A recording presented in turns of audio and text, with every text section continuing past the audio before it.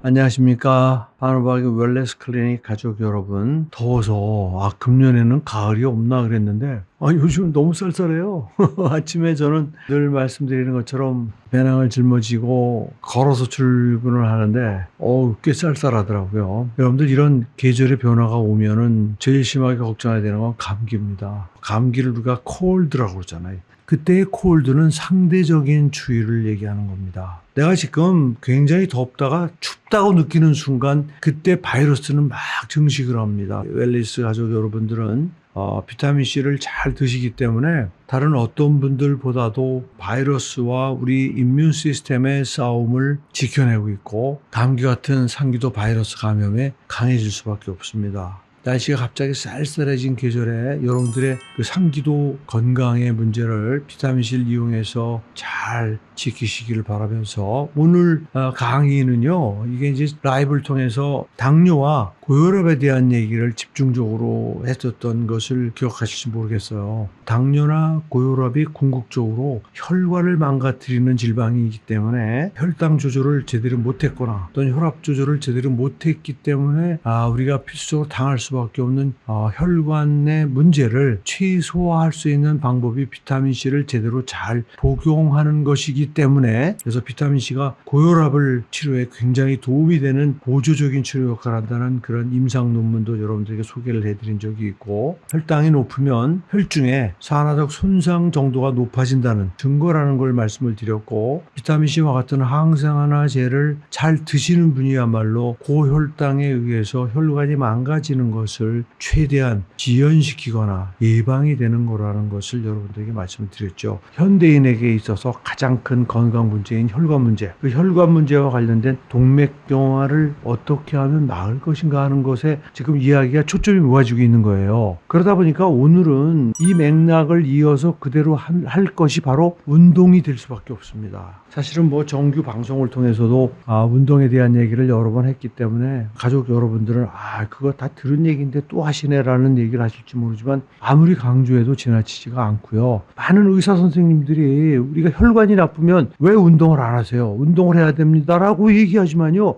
운동만 하면 과연 혈관 건강이 좋아질까요? 정말 면밀하게 검토를 해야 된다는 말씀을 드리지 않을 수가 없어요. 여러분, 사실 현대인은요, 발달된 문명의 이익에 의해서 현대인들이 운동할 기회를 너무나 많이 뺏기고 있다고 내가 늘 얘기를 합니다. 예컨대 엘리베이터, 에스컬레이터, 국민 한 사람이 차를 한 대를 가지고 있을 정도로 지금 차량이 보급돼 있다고 그래요. 그 차량이 결국은 다 우리의 운동을 뺏어가는 문명의 이익들입니다. 우리를 편하게 해주지만 우리로 하여금 운동을 못하게 하는, 우리의 건강을 망가뜨리는 하나의 그 계기가 되고 있다는 사실을 여러분들이 또 인식을 하셔야 돼요. 현대인의 혈관 건강, 일반 건강을 지키는 데 있어서 운동의 중요성은요, 진짜 아무리 강조해도 지나치지가 않아요. 제가 결론적으로 말씀드리면 운동은 진짜 99가지의 좋은 점이 있는데 반해서 딱 한 가지 정도만 전 지적을 하고 싶어요. 진짜로. 그것도 그 문제점이 너무 치명적이기 때문에 그 얘기를 안 할 수가 없어요. 우리 몸에서 활성산소란 무엇인가를 다시 한번 조금 되돌아보고, 그러면 그 활성산소에 의해서 혈관에서 과연 동맥경화는 어떻게 생기는지, 제가 정말 수도 없이 강조하고 있는 콜레스테롤에 대한 얘기까지, 오늘 운동 얘기를 하는 것은 혈관 건강 때문에 하는 것이라는 거를 여러분들이 생각해 보시면 왜 콜레스테롤 얘기를 또 하시는지, 왜 동맥경화 얘기를 또 하시는지 하는 것을 여러분들이 알게 될 거예요. 여기서 운동이라면 유산소 운동을 전제로 하고 있음을 여러분들 알려드리고 싶어요. 제일 흔히 우리가 하는 조깅, 수영이나 등산 또는 라켓볼 또는 배드민턴 등 칼로리 사용이 굉장히 크죠. 가만히 앉아있을 때를 1이라고 그런다면 걷는 거는 한 2 정도 되고 파워워킹은 한 3 정도 되고요. 뛰는 거는 한 4 정도의 그 산소를 사용하고요. 수영은 한 5 정도를 사용하는 거로 대체적으로 기억하시면 될 것 같아요. 제가 말하는 유산소 운동은 파워워킹서부터라고 생각하시면 돼요. 가볍게 걷는, 정말 산보라고 할 정도로 걷는 거는 굳이 유산소 운동으로 넣기에는 조금 좀 미흡한 부분이 있는데, 왜냐하면 여러분들 우리의 삶이에요. 앉아서 사무실 보시는 분도 화장실 가려면 걸어가야 돼요. 그렇게 우리가 걷는 운동은 운동의 카테고리에 넣고 싶지 않다는 거예요. 파워워킹은 운동량으로 볼 때 걷는 거에 한 1.5배 이상 운동량이 되기 때문에 파워워킹서부터를 유산소 운동이라고 그렇게 얘기하고 싶은데, 파워워킹뿐만 아니라 저는 우리 가족들에게 조깅을 좀 권하고 싶어요. 왜 조깅을 권하는지 아세요? 제일 쉽기 때문이에요. 시간을 따로 낼 필요도 없고요. 동반자가 필요하지도 않고, 그 다음에 무슨 장비도 필요하지 않아요. 좋은 운동 하나만 갖추시면 돼요. 여러분들 언제든지 할 수 있는 뛰는 운동을 여러분들에게 권해드리고 싶어요. 뛰는 운동은요, 산소를 4배를 쓴다고 그랬어요. 여러분, 산소를 4배를 쓰면은 활성산소도 4배가 생긴다고 그랬어요. 그런데 다행히도 우리 몸에 활성산소가 그렇게 많이 생기게 되면은 여러 가지 이 항산화 시스템이 작동이 돼요. 특히 SOD라고 하는 슈퍼 옥사이드 디스뮤테이지라고 하는 그런 효소가 유도가 되어서 4배로 발생하는 활성산소가 우리 몸을 공격하는 것을 어느 정도 차단을 해줍니다. 그러나 제가 거듭 말씀드리지만 SOD에 의해서 활성산소가 제거가 된다 하더라도 똑같은 시간을 가만히 앉아 있었을 때 운동을 해서 생기는 활성산소, 남은 활성산소가 더 많다는 거예요. 그렇기 때문에 그 활성산소를 추가로 줄여주는 노력을 할 필요가 있음을 여러분들에게 지적하는 거예요. 여러분들 사실은 운동을 해도 4배가 생긴다고 해도 뭐 엄청난 약이 생기는 게 아니에요. 10년 단위라고 생각하시면 돼요. 20년, 30년 정도 그 활성산소 공격에 혈관이 노출될 때 비로소 혈관에 병적인 변화가 오는 거예요. 지금 동맥경화가 시작이 되는 거예요. 유산소 운동은 유난히 활성산소가 많이 생기기 때문에 활성산소에 대한 대책을 준비하지 않고 유산소 운동만 지속하면 운동을 하지 않은 사람보다 혈관이 망가지는 속도가 훨씬 빠르다는 걸 잊어버리시면 안 돼요. 유산소 운동을 할 때는요, 비타민C를 복용하고 하라는 얘기를 늘 아주 원론적으로 말씀드리잖아요. 비타민C가 혈중 농도가 올라가고 있을 때 운동을 시작하라는 거죠. 비타민C는 철칙처럼 식사와 함께 하잖아요. 예를 들면 저녁 식사를 하고 비타민C를 7시쯤 드셨다고 그러면 3시간 정도까지는 비타민C 농도가 점점 증가를 합니다. 3시간 전후로 절정에 달했다가 그 다음부터는 점점 여러분들 우리 몸에서 사용하고 대사가 되고 하면서 어떻게 돼요? 3시간에 걸쳐서 비타민C는 우리가 복용하기 원래의 그 수준이 떨어진다고 제가 수차 말씀드렸어요. 여러분들 이제 귀에 못이 박혀 있을 거예요. 그럴 정도로 여러분들 아셔야 돼요. 그래서 비타민C는 혈중 농도를 유지하는 시간이 6시간 동안이라고 그랬단 말이에요. 그래서 우리가 비타민C를 6시간 간격으로 먹자. 그 6시간 간격이 식사이기 때문에 식사 때마다 하는 것을 철칙으로 한다는 거는 뭐 여러분들 너무나 잘 아시잖아요. 운동을 언제 하는 게 좋겠어요? 활성산소는요, 여러분들이 운동을 하면서 막 산소를 쓰면 그 순간 바로 생기는 거예요. 에너지가 만들어진다는 건 활성산소도 같이 만들어진다는 뜻이에요. 조직을 망가뜨리고 바로 혈중으로 흡수돼서 혈관을 타고 다니면서 제일 많은 손상을 주는 게 혈관이에요. 여러분들 우리 몸속에는 항상 콜레스테롤이 단백질에 얹혀서 계속 다니기 위해서 혈중에 존재한다는 거예요. 그래서 우리가 콜레스테롤 검사할 때 피를 뽑아서 검사하잖아요. 동맥경화성 혈관 질환은요, 콜레스테롤이 산화됐을 때만 동맥경화를 일으켜요. 에이, 그렇게 동맥경화는 단순하지가 않다고 뭐 어떤 친구가 그런 소리 하던데요. 단순해요. 혈관벽이 망가지고 동시에 콜레스테롤이 산화됐을 때 산화된 콜레스테롤만 잡아먹는 단핵구라는 게 있다고 그랬잖아요. 손상된 동맥 내피로 산화된 콜레스테롤을 잡아먹은 단핵구가 침착이 되기 시작하는 게 동맥경화가 만들어지는 시작이라고 한 것은요, 그건 추상적으로 말씀드리는 게 아니라 학문적으로 다 증명된 얘기예요. 동맥경화에 의해서 막힌 혈관, 그 부분을 절단을 해서 혐의로 들여다봤더니 거기에 거품세포라는 것이 있는데 거품세포의 실체를 알아보니 산화된 콜레스테롤을 잡아먹은 단핵구였다는 게 여러분들 이게 과학의 힘인 거예요. 활성산소를 줄여서 콜레스테롤이 산화되지 않게 지키고 그 활성산소가 동맥 내피 손상을 주는 거기 때문에 손상을 막을 수 있다는 거예요. 활성산소가 줄어들면 손상이 덜 오겠죠, 당연히요. 두 가지를 동시에 예방해주는 일석이조의 효과가 있다고 그랬잖아요. 활성산소가 덜 생기게 하고 혈압을 조절하는 거, 그래서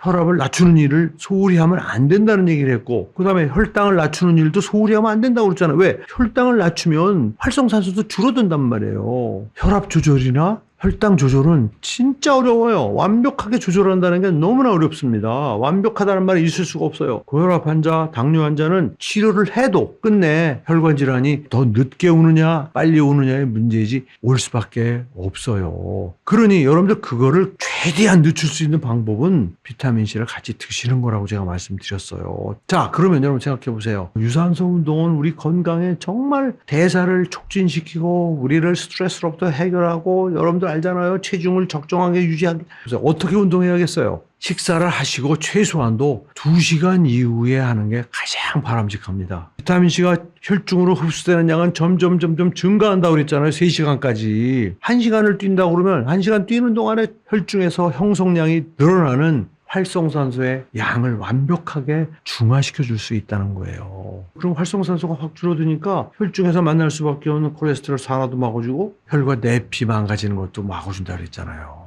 새벽마다 철인 3종을 한다고 운동을 했던 내 친구 녀석들도 그렇게 열심히 운동을 했는데 결국 심장혈관이 막혀서 죽음의 문턱까지 갔다가 제가 2명이나 살렸어요. 제 친구를요. 너무나 많은 직장인들이 새벽에 유산소 운동을 해요. 여러분, 새벽 유산소 운동은 절대 안 됩니다. 자, 저녁 먹고 비타민C를 먹었다 치자 이거예요. 그러면 밤 10시쯤 되면 비타민C 혈중에 꽉 차고 새벽 1시쯤 되면은 비타민C는 혈중에 바닥을 칩니다.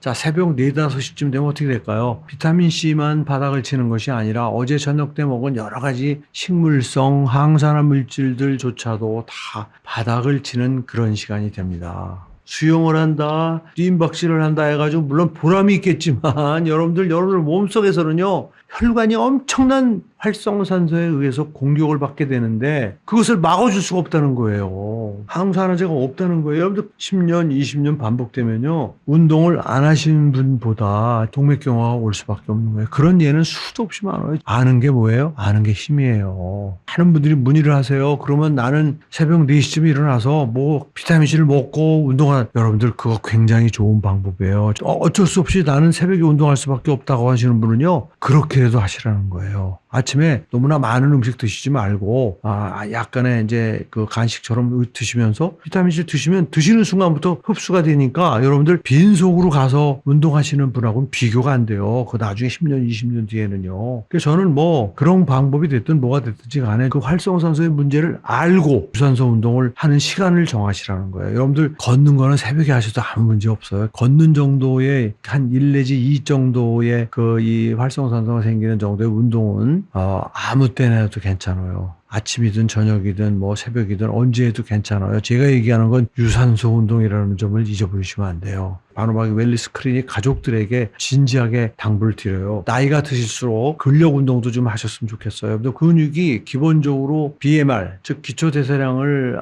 많이 올려드리기 때문에 음식을 마음대로 즐길 수 있는 그런 근거가 돼요. 노인이 되면은 근육이 줄어듭니다. 근육이 줄어들면 힘이 없기 때문에 운동을 안 하게 되고, 운동을 안 하니까 근육은 더 줄어들게 하는 그런 악순환에 빠져서는 안 되니까 하시라는 부탁을 드리면서 오늘 그 운동과 비타민C에 관련된 내용은 이 정도로 강의를 드리고요. 마지막으로 여러분들이 주신 질문에 답하는 시간을 나머지 시간 갖도록 하겠습니다. 자, 첫 번째는 홍순창이라는 분이 질문하셨습니다. 박사님 안녕하세요. 저는 70대 중반으로 15년 전부터 협심증을 판정받아 약을 먹고 있습니다. 박사님의 동영상을 보고 스타틴을 안 먹고 이번에 혈액 검사 결과 총 콜레스테롤과 LDL 수치가 높게 나왔다고 주치의에게 혼났습니다. 질문이 뭐 이거로 끝났나요? 저는 스타틴 먹을 거 절대 권하지 않습니다. 스타틴을 먹어서 콜레스테롤을 낮춰도 동맥경화를 막지 못합니다. 들으셔서 아시겠지만 비타민C 먹어서 콜레스테롤이 산화되지 않게 지키는 것이 더 근본적인 대책이라는 거 다시 한번 말씀드립니다. 여러분들 콜레스테롤을 0으로 만들지 않는 한은 콜레스테롤이 10만 있어 동맥경화를 만듭니다. 산화가 되면요. 그렇기 때문에 콜레스테롤을 낮추는 거는 대책이 되지 않아요. 조금 줄여줄 수는 있죠. 동맥경화 생길 가능성은 줄여줄 수 있지만 동맥경화 못 막습니다. 동맥경화를 근본적으로 막는 거는 활성산소로부터 콜레스테롤을 지켜주는 것, 즉 비타민C와 같은 항산화제를 지속적으로 드시는 겁니다. 라붐이라는 분이 질문하셨는데, 궁금한 점은 맨발 걷기 하루에 2-3시간씩 하는데 비타민C 끊어야 할까요? 맨발 걷기에도 접지 효과로 활성산소가 몸에서 빠진다고 해서요. 대단히 죄송한 얘기지만 접지 효과에 의해서 활성산소가 빠져나간다는 말, 그 말 믿기도 어렵지만 비타민C는 여러분들 그 단순히 활성산소만 없어지는 거 말고도 엄청나게 좋은 그 생화학적 효능들이 많습니다. 절대 끊으시면 안 됩니다. 열심히 드시기 부탁드립니다. 로라라는 분이 질문을 주셨는데요. 안녕하세요 박사님. 저는 오른쪽 콩팥이 없고 왼쪽 콩팥에도 물혹이 많습니다. GFR 수치도 36밖에 안 됩니다. 비타민C 먹은 지는 2달인데 며칠 전부터는 2알 3번 섭취 중인데 좋아질 수 있을까요? 여러분들 거듭 말씀드리지만 콩팥 내과에서는 나빠진 GFR 수치 개선 못합니다. 뭐 먹지 말고 조심하라고 하면서 주기적으로 검사만 합니다. 개선시키지 못합니다. 그러나 여러분들 비타민C는요, 혈관을 좋게 만들기 때문에 콩팥에서 주요 기능을 하는 게 사구체예요. 사구체가 혈관 덩어리예요. 그 혈관 덩어리의 건강성을 높여주기 때문에 비타민C 복용과 주사를 통해서 GFR 수치가 높아지는 분들 많이 봤어요. 크레아틴인 수치가 확 낮아지는 거 많이 봤습니다. 그리고 드시는 비타민C는 콩팥에 부담도 안 돼요. 여러분들 드시는 비타민C가 콩팥에 만일에 부담이 된다면 여러분들은 아무것도 드시면 안 돼요. 밥도 먹으면 안 돼요. 김치 먹으면 안 돼요. 비타민C는 음식 정도로 생각하시면 됩니다. 그 다음에 네 번째로 큰태산이라는 분이 질문을 주셨는데 위절제 수술 받은 지 8일 됐습니다. 비타민C 복용해도 되나요? 수술 전에는 4알씩 식사 후 3번 복용했습니다. 당연히 드셔야 되는데 절제 수술 받으신 분은요, 알약을 드시면 안 되고 가루약을 드시라고 제가 누차 말씀드렸죠. 왜냐하면 알약은요,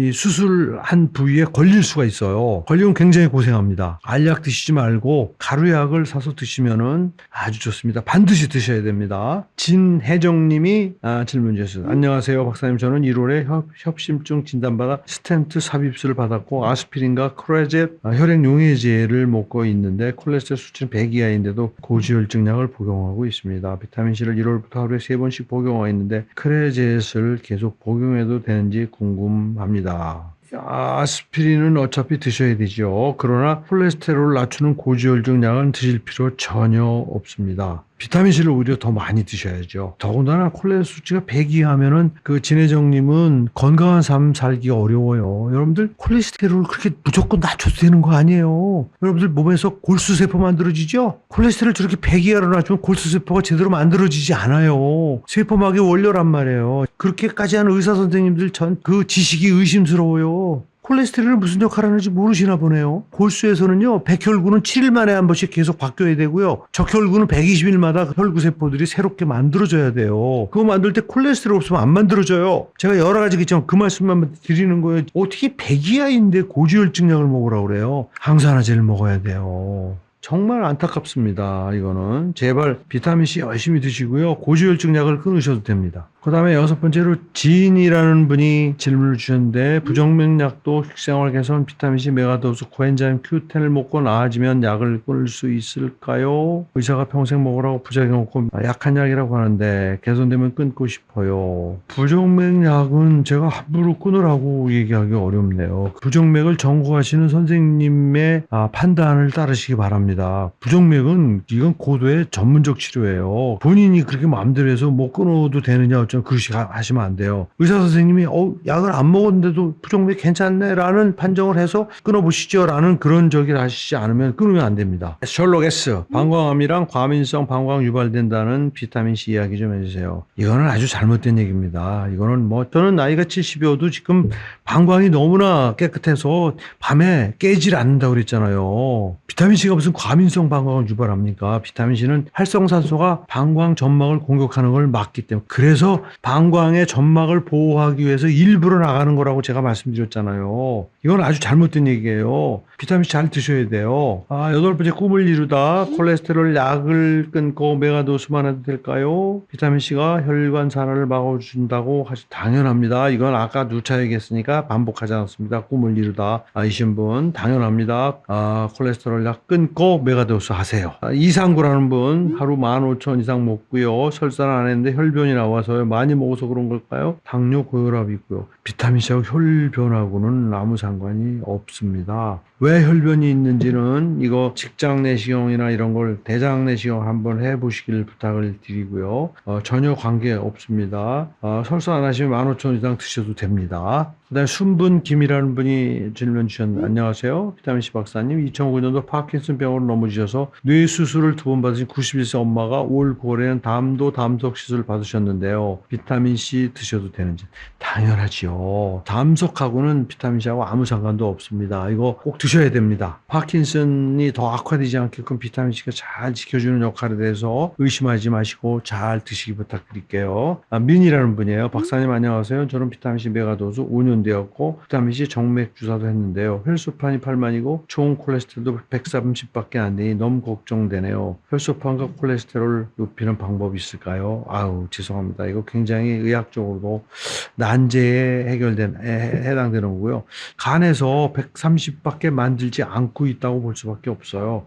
간이 고장이 나지 않았다면. 그래서 고지혈증약을 먹는다면 끊으면 되는 거고요. 안 먹는다면 너무 걱정 안 해도 될 것 같고요. 혈소판 수치는 글쎄 비타민C 드신다고 혈소판 수치가 늘어나지 않습니다. 이거는 좋은 약이 개발이 되어 있습니다. 그래서 그 약을 드시는 것을 우리 전문 임상 선생님하고 의논을 하시기를 부탁을 드리겠습니다. 선별된 질문에 대해서만 답변을 드려서 많은 질문 주신 우리 가족 여러분들에게 죄송한 말씀을 다시 한번 드리고요. 정말 그 가을이 깊어가고 있는데 비타민C가 혈중에 꽉 차는 시간을 이용해서 유산소 운동을 시작하는 또한 새로운 이 계절이 되기를 바라면서 여러분들 건강 기원하며 오늘 강의를 마치겠습니다. 고맙습니다.